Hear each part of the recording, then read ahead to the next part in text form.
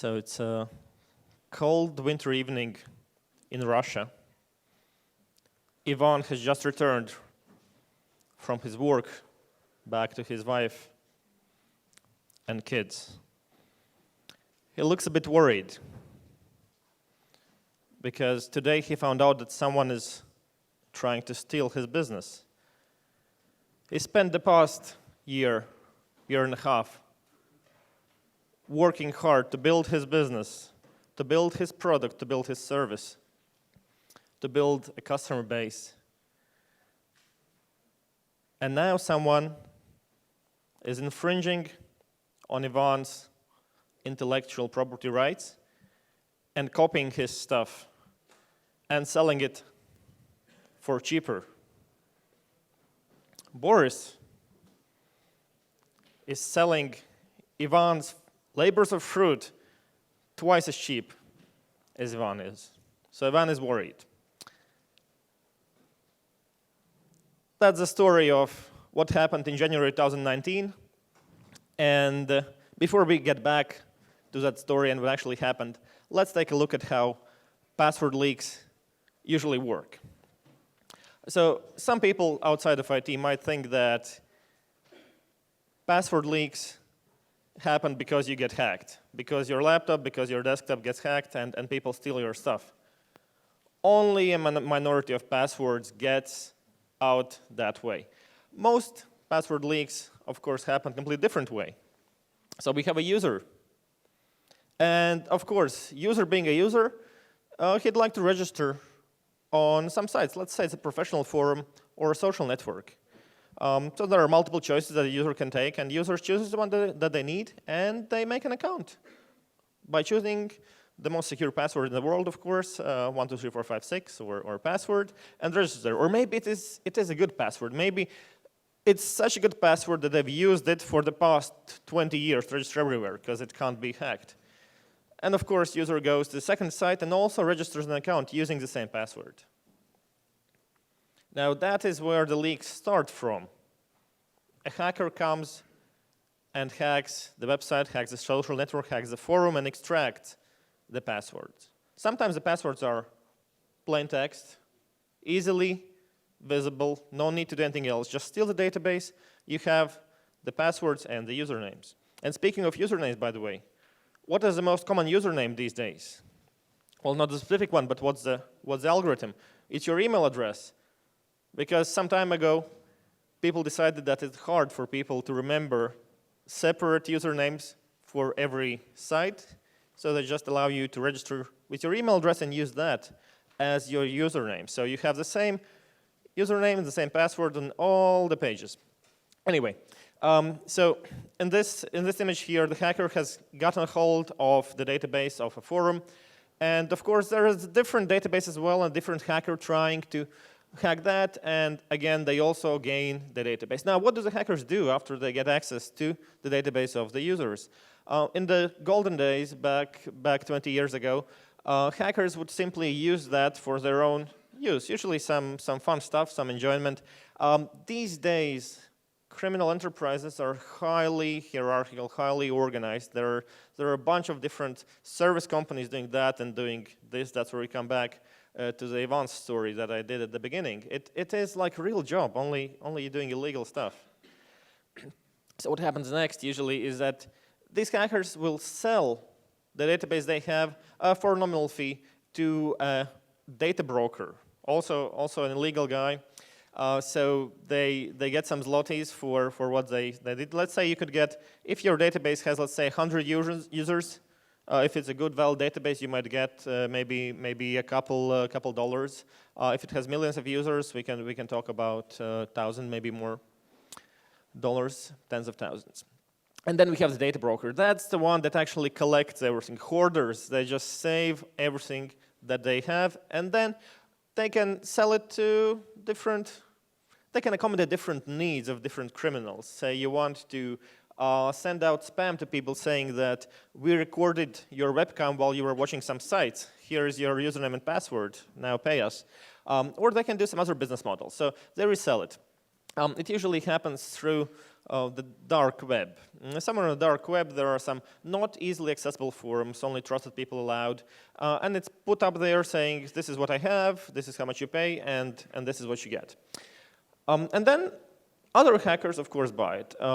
They do the attack that I mentioned. Sometimes credit card numbers are involved. Sometimes they try to break into your email accounts and see what they can find from there and take over your social media accounts from there and then proliferate the attack further on, right? But it's not a panacea. It's not an easy business because at some point, someone, that guy on bottom right in this case, decides that, well, it's a good idea to resell it. Why not, right? I could just sell it for cheaper. I have it. I can make some money as well, right? And sometimes, not always, but sometimes after a while, what we actually see is it also gets published on the internet as such. So on the plain web, easily accessible one. For this story here, we had a midpoint where it was published on a hacker forum on the normal web, but afterwards now it's available in torrents. Everyone can just download it. So right. Before we delve into the data that's actually in the leaks, let's look at what happened, because maybe not everyone knows what happened in January. So there's this guy called Corpse. He touts himself as ethical hacker and coder on this. This is a semi-dark forum, so it's on the normal web, but it's kind of not super public. You have to register and stuff. As you can see from the slide, he has registered recently, so he spent less than a month there. So it's not where he usually is. That is my conclusion from that. This is not his place of sale, so to say. He just registered to do something there, and he got banned immediately. So what did it have to do with anything? So there's this ad. Some of you may have seen the censored version of it. This is the full version of it that's been going around. And this is done by Sanix, which is the guy who stole from the collector guy. There's also another guy named Clorox. He stole from the Sanix guy. And anyway, that's what they do there. So this is the offering by Sanix, which is not the one actually collecting the passwords. So here he says basically, we will provide you 3 updates, and all you have to do is pay $45 lifetime, and you get weekly updates on these databases. As you can see, it's 993 gigabytes, so almost a terabyte of data. That is what I looked into and what I analyzed. So back to the story once again. So this is what the story is about. So we have a Corpse here. He's banned, as you can see. And as soon as he registered, beginning of January, he published this post saying, here are the links to my stuff. They're only available to registered users, of course, because it's a semi-legal forum. So what was the reason behind that? Why did a guy come on there and decide to publish all his stuff? So at the end of this post, he writes the following. So basically he says, I'm the creator of these collections. The reason why I leaked my own collections, which I used to sell, is because Sanix resold them and scammed people. So I just decided to leak them, and it got viral on the media. Enjoy. So yeah, that's what happened then. But here, these aren't easily usable. So separate files, you have to download them, you have to register. So then a good guy comes along, a different random guy completely, and he just reposts everything once again in 1 or 2 files. So that's much easier to analyze. But what I did, besides looking at all this backstory here that I just gave you, I downloaded them from torrents using the infrastructures that we have at work to analyze different incidents. And when you download it, and you look at what all these torrents contain, right? So we had the leaflet, collection 1, 2, 3, 4, 5, anti-public, and so on. Some other 12 billion password leak is in there as well. That's actually one of the highest quality of the ones published. So this is what's inside. That's the distribution of data. So we see that if we look at separate file names, then 4/5 is text files, which is kind of good because you can expect for the collector to deliver on the promise.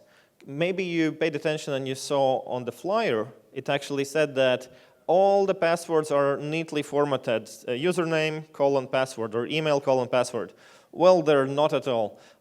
Some of them are, but not all of them. And then we have this bunch of other data, 20% of other files which you can't simply work with directly. But there are also some files that wouldn't belong in a password dump, like, for example, Word documents or images, or some binary files as well, DLLs even. So I wanted to show you some of the files. So this is one of the files. It's in Russian. And what it is basically is there is site taxi something.ru, and they are renting it. They're not selling the domain, they're renting the domain because of the good rankings on different search engines for these keywords. So I don't know how it ended up there. So quality control is generally low. I don't think that it was planted there as some elaborate marketing campaign. But maybe if you open the site, we can see how the owners change over, I don't know, for how long do they rent them. We had a case in Latvia where I'm from, and it ended badly. So there was a large publishing house that rented their domain name from an official guy, and he just decided to ask 10,000 euros 1 year instead of the normal deal that they had. Anyway, then we also have this Word file, a different Word file. It's simply a copy-paste of a web page, right? And the web page, on the other hand, was of a database overview tool. So something like, say, some custom tool to overview database. And they even have the original links in there. So if you were fast enough and you opened this one, the site was still up, you could hover over the link and you could see where to go to actually take a look at the data live, and maybe even modify it. And as I said, there are some images as well. So here, I found this image in there. So a lady saying basically, fight me. I don't know. So, and Python code. Not enough of those things, because there were like 1 or 2 Python scripts. This one processes the dump, the text file that's in the same folder, and uploads it somewhere to fox.io. So I would have loved there to be Python scripts for every dump, because the format is different for every file. But some of them had this, others didn't. Anyway, so that's file name-wise. Now, we were promised around 1 terabyte of data. Now, if we do deduplication of this, we see that 1/4 are duplicates of the files, including all the archives, everything, looking at all that. So 1/4 are duplicates. Anyway, no fun here, so what we do is, of course, we extract them. So after extraction, it is much better. And we have to do multiple passes of extraction. There are RAR files that contain zip files, and there are RAR files that are zip files but are simply named .rar, and there are tar.gz and 7z, of course, as it happens in Russia, and so on. So this is how it looks after we finish the extraction until there are no more compressed files, and we have 98.6% text files, which is what I worked on for the rest of the research. 98.6% text files is by file count. The file size is actually more than 99% of the text files compared to the other files in there.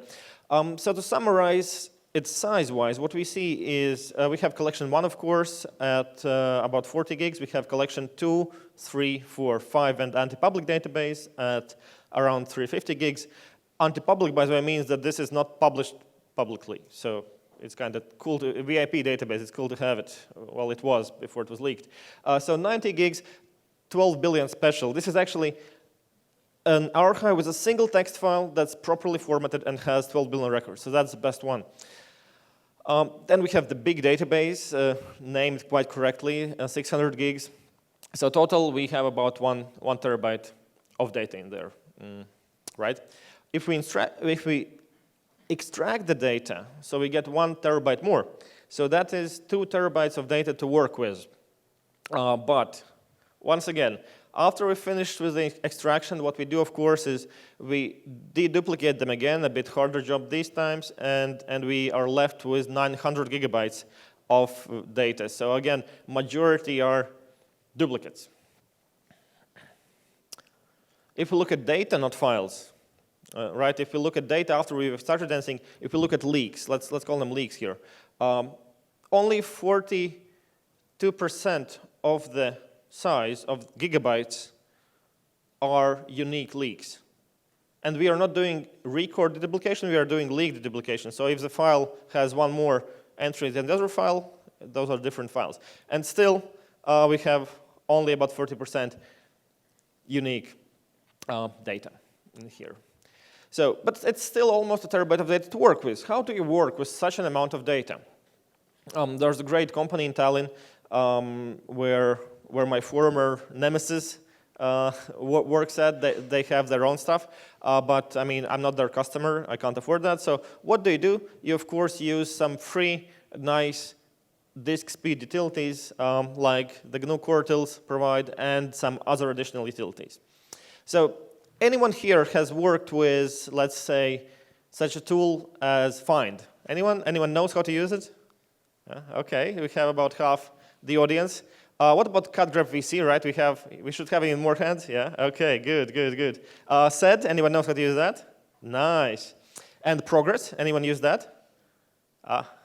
6 hands. So that's good because I have a slide on Progress. This is a really great utility that was super useful for me to help me schedule the tasks better for the job here. So what it does basically, after you launch it, it looks for some commands, but if you have a custom command, you can specify it with a process ID, and it monitors I/O syscalls, and then presents you the progress bar for those syscalls. So all the commands, CP, cat, everything that you have that don't have a proper progress bar, this one fixes that for you. It's a really, really cool thing to have. Right. So it was called Collection 1 leak in January because Collection 1 was leaked. But that's just Troy, right? The guy who runs haveibeenpwned.com. Actually, all the collections were leaked. Then it was called 10 billion leak because there was a bunch of entries, and you don't know how many there are. Well, the actual amount of entries is so 611 plus 863,000 plus 713 million plus 26 billion. That is the amount of records in the unique leaks. Careful, the records themselves may be duplicates, but the leaks are unique, right? So maybe some site was hacked twice, or maybe someone uses the same username and password, email and password on different sites. It's hard to tell. That's why that is the method of deduplication that I chose. So 26 billion records is basically the population of the world 3.5 times. So it's quite a lot for each of us. So it has quite a lot of data. So should we be worried? Right? If you are worried, just check your password or no, don't do that.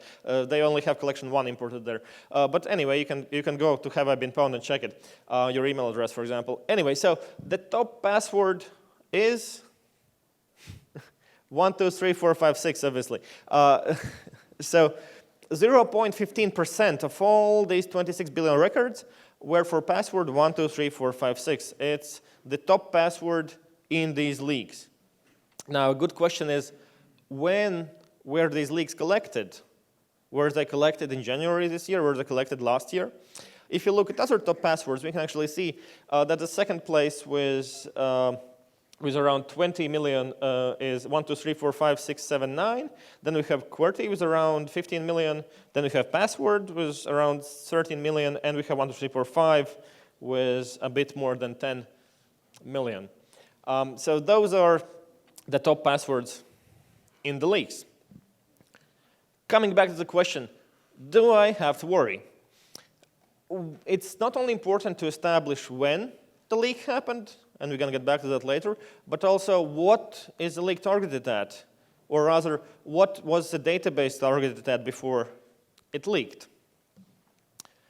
And for that, there are 2 ways you can go about it. You can look at the IP addresses, because some of the records actually contain the IP address for the user it's hard to tell. It's impossible to tell if it's the IP address used for registration, if it's last login IP address, or if something else entirely, maybe a phone number in a strange notation. And also IP addresses, there are not a lot of them in there. So the other method to tell is, of course, by the domain names of the email addresses. Again, lots of people use something.com, obviously. So it's not a good indicator that way. But if we take away these generic domains, then we are left with some .ccTLD, some country domain names that we can actually then establish what is the leak aimed at. So .com is the most popular one. So more than 13 billion records, so around half, were actually .com email addresses, right? Gmail.com and stuff like that, all those. Second place is Russia. So around 6 billion records for Russia. So since the second place, it indicates what are these aimed at. So my guess is it's just Russian hackers hacking Russians, or Russian-speaking people, hacking Russian-speaking people, right? So .ru, we have 6 billion records out of 26. That's quite a significant amount. Then, of course, we have other countries like Germany takes the third place with 1 billion records. And then we finally see .net appearing, one generic domain again. .net has almost 1 billion records. Then we have France, which also has almost 1 billion records. And then we have UK, which is 600 million records. Now, lots of this is targeted at Russian-speaking countries, so some post-Soviet Union countries as well. Here we can see Italy, which is not a country like that, but we also see Poland, we have Czech Republic, and then we have also Japan and Brazil, of course, in the order of number of passwords, number of records leaked for those. And finally, for more than 50 million, we have, as you see, Canada, we have Ukraine, Spain, China, we have educational domain, so that's what we have there. And all the other countries are also in the leak. Here you can see some more of those, and all the other countries, of course, are also in the leak, maybe except Antarctica. I didn't actually think to look that. This is Europe for your enjoyment, a bit closer up, so you can see how it actually looks. So if you are in there, then it's a high likelihood that you've been targeted by the guy who was collecting these databases. Not targeted personally, but targeted as a part of a larger group. If you are in the gray, then I guess it's mostly okay. So .us is not there because no one uses .us, I guess, because lots of US people were probably there. So other thing I did, I wanted to look at how safe the governments are, so .gov. Unfortunately, some governments don't actually use .gov to be more approachable to people online. But still, I looked for .gov or .gov, and this is what I got. So speaking of US is number one, so mostly US government. Actually, about 50% of all the records that there are for .gov are for the US government, and UK is coming in second. Now, as I mentioned once, I am from Latvia, which is in the Baltic states. And I did take a closer look at how we compare. We have these three countries, Estonia, Latvia, and Lithuania, and we rival. We have this friendly rivalry a lot. So Latvia is number one if we compare by the number of passwords leaked. So that's good, right? But, I mean, we're in Poland, so I also added Poland. So congrats, Poland. Now you're number one. Please note that this is logarithmic scale. I had to change the scale because the difference is so high. So it's about, Poland has about 100 times more records leaked than Estonia, right? So that's what we have there. Then the question that we can ask is what kind of domains are used, and that will help us to understand the timeline of the leak. Because domains change, email addresses change. The preference for users to use one domain over another changes, and some domains are closed altogether. You can't make new registrations, you can't even use email. So this is what I got there. This one here is for Estonia. They have hot.de, online.de, and mail.de in the first 3 positions, and all of them actually are still in use. So for Lithuania here, we have 1LT, InboxLT, and TakasLT, and ZebraLT. The third one is not that popular, but the fourth one, the fourth on the other side is. Now for Latvia, InboxLV is popular. 1LV is a zinger here, because 1LV has been dead for forever, for like 10 years.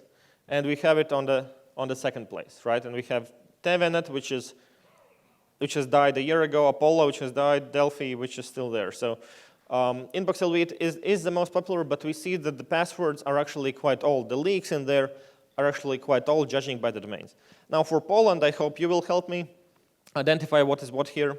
So we have wp.pl. Is it still in use? Anyone has that? Yeah? Okay, okay. Then we have interia.pl, yeah, and o2.pl.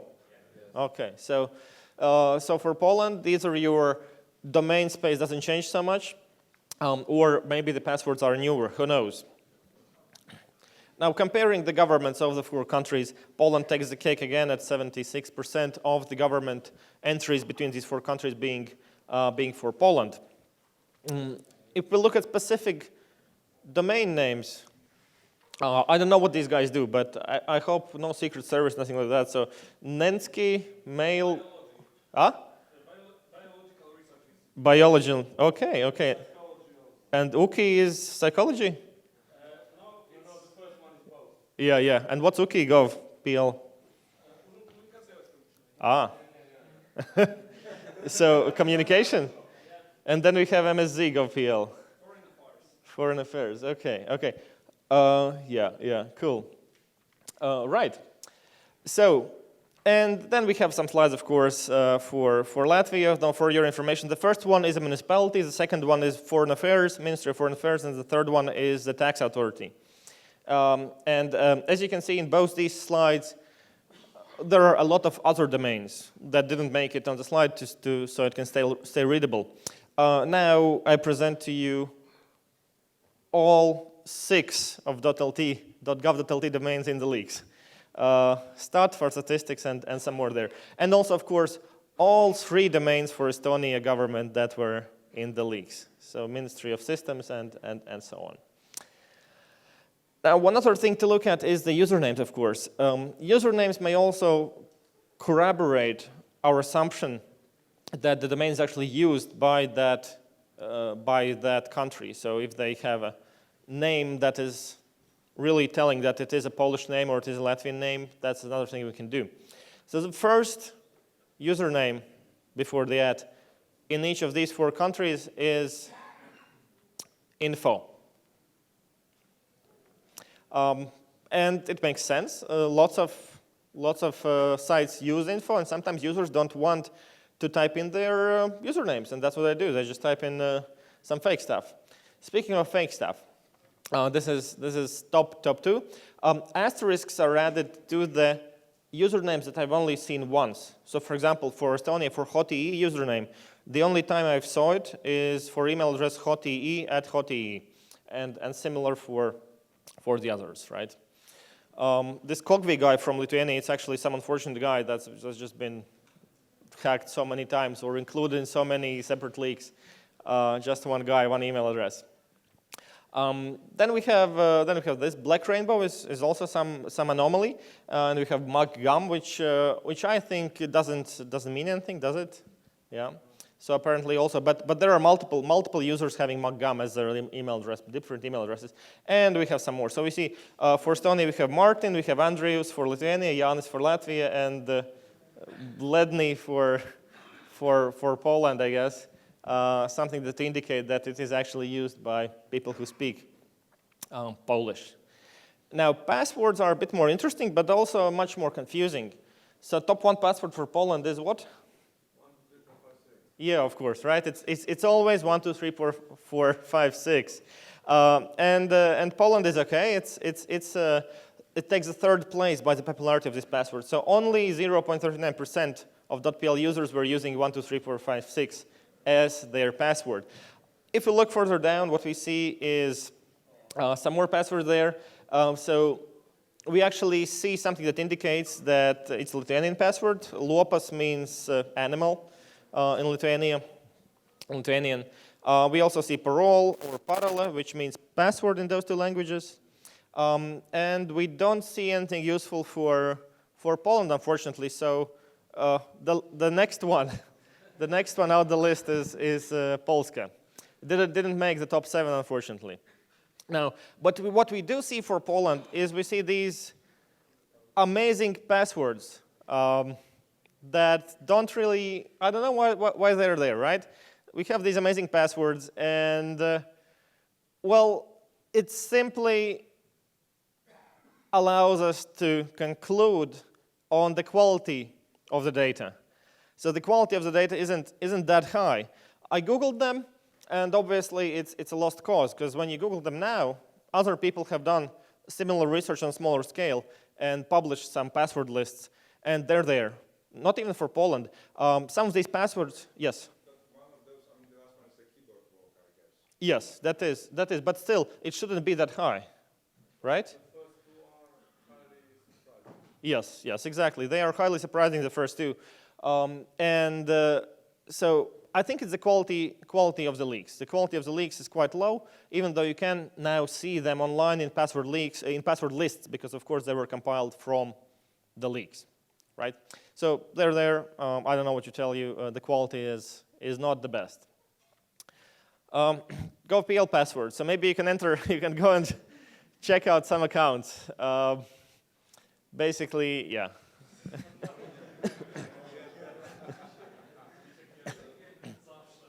We still have 1, 2, 3, 4, 5, 6, but that's not the most popular one. Yeah, so you can go check them out. The last thing in the leaks that was really fun to look at was recovery questions.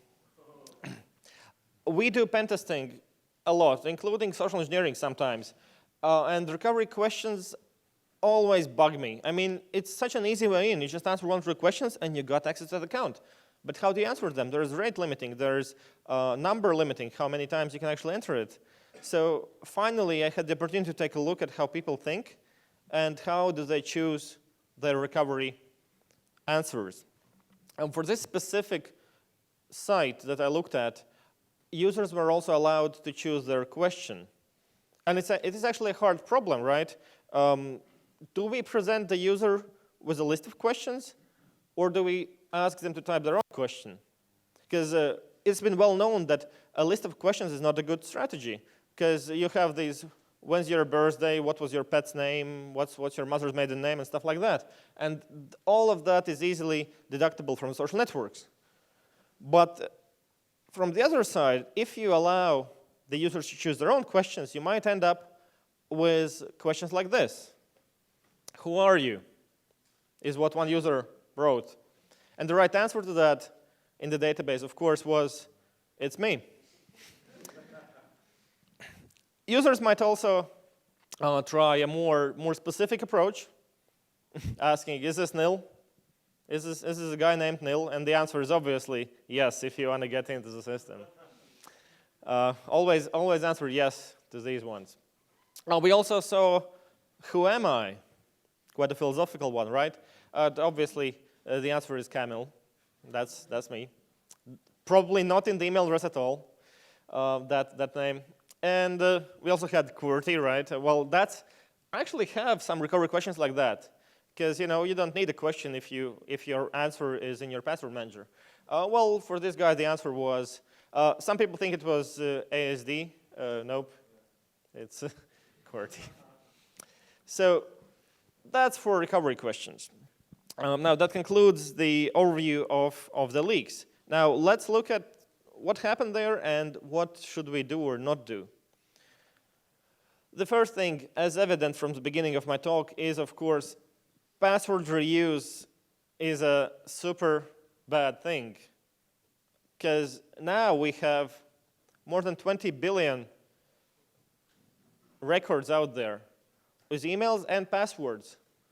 And hacker bots are running 24/7 trying to attack your stuff using those passwords. If you do have the same passwords in multiple places, or even slightly severely similar passwords, you will get attacked and you will get hacked, unless, of course, it's something you don't care about, like some throwaway account. By the way, if you register throwaway accounts, put them up on bugmenot.com so other people can use it. That's what I do. Then you can save some time. The second thing is having strong passwords. 1, 2, 3, 4, 5, 6 is not a good password. Let me give you a real example from where I come from Latvia.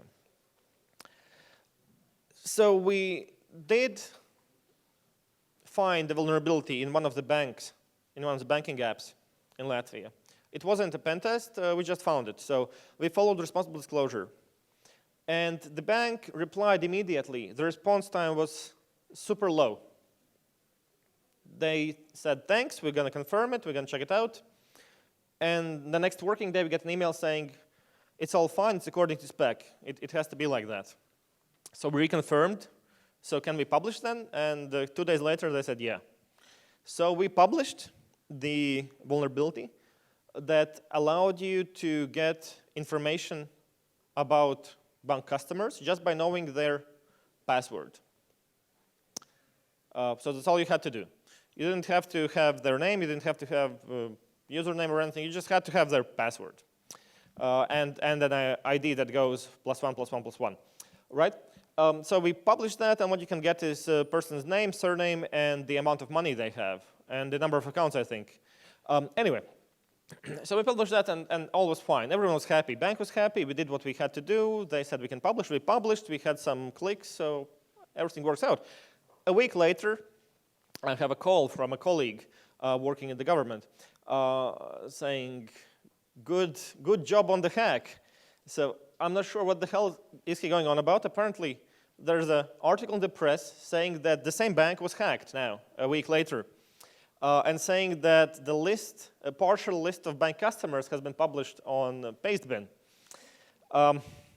And someone later on, I think it was on the same Pastebin, they also published how they did it. So they referenced our blog, our page, explaining the attack, and what they did. Even though bank, as any good financial institution, has rate limiting, you shouldn't be allowed to guess a password of a user for too much. The specific banks allows you 5 guesses. It doesn't matter if you wait a week between them or a minute. It's 5 guesses. If you don't have one right in between those 5 guesses, you're done. The account is blocked, the e-account. The attacker did something ingenious. They looked at the password lists. They took top 1 password, 1, 2, 3, 4, 5, 6, and just guessed this ID that goes from 1 to 1,000, 10,000, having password 1, 2, 3, 4, 5, 6 for every of the accounts. And they did manage to publish quite a lot of the customers online that way. So that's for having strong passwords and actually requiring people to have strong passwords in your own websites and in your own applications. Password managers. Anyone doesn't use a password manager? Yeah, I don't. I also don't use it. I know I have to. I should, but I don't. But yeah, you really should use password managers. Those of you who do use, tell to the people that don't use why it's good and that you have to do it. It allows you to have stronger passwords.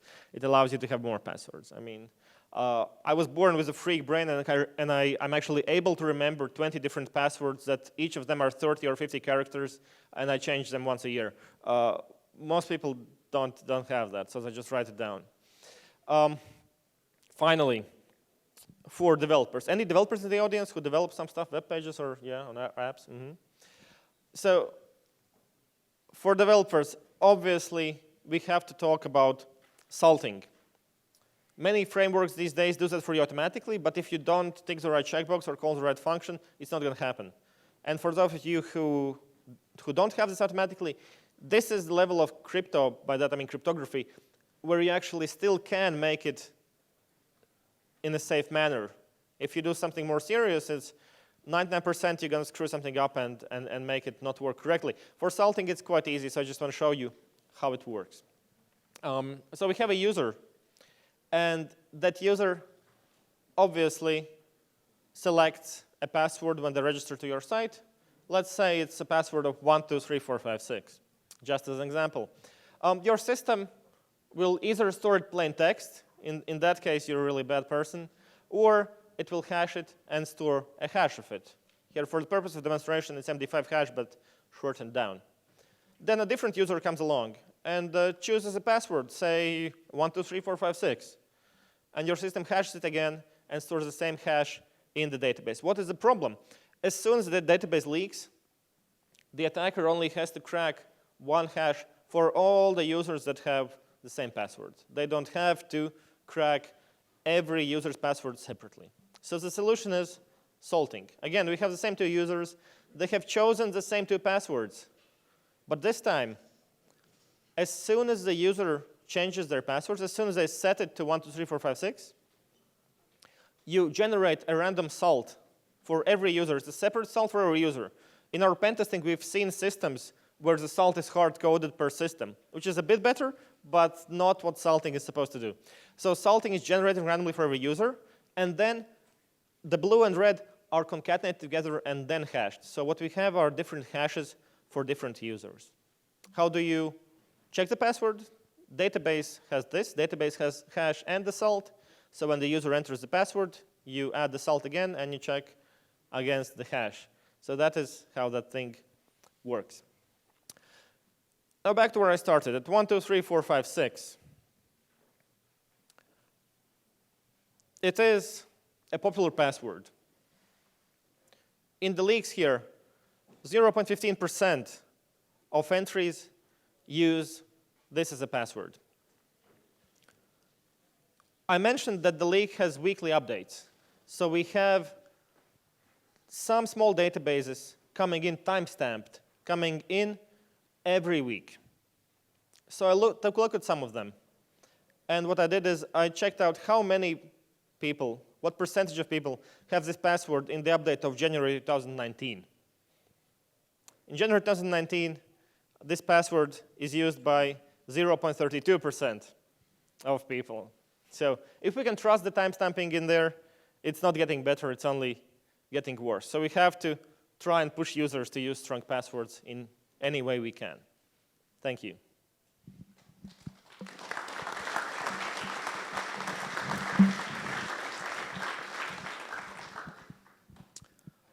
I think if there's a question, we can take one or two. Or you can catch me later. Write me on Twitter. I can answer you there. And the presentation is going to be, the slides are going to be on that URL on the slides. Thanks.